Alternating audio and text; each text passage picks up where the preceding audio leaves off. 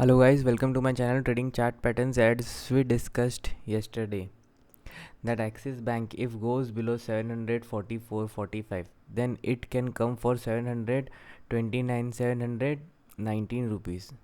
So if you would have shorted Axis Bank below the closing price of the first 15-minute candle, then you would have already gained 2 to 3% of the full move. Okay, now what can happen in this stock tomorrow? So see, this line will tomorrow act as a small sort of a resistance. If Axis Bank opens above this trend line and then starts to go up, and if it takes resistance at this trend line 757 or 760 or 764, then only we will short this stock.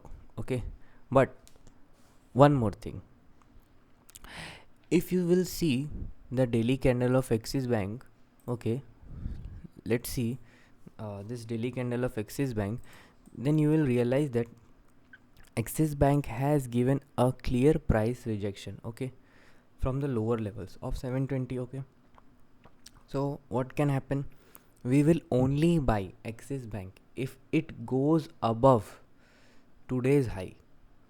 Okay, today's high is 754 rupees. If the stock will go above 754, then only we will buy Axis Bank for the target of 758 and 760 rupees.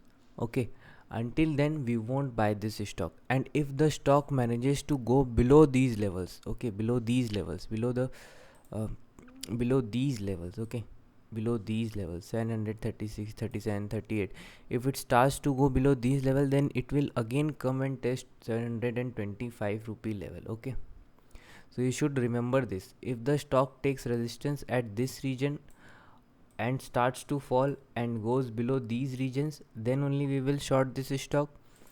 And if the stock manages to cross this trend line, this black trend line from the downside like this, then only we will buy this stock. Okay, so this is my short analysis for Axis Bank. Thank you for watching.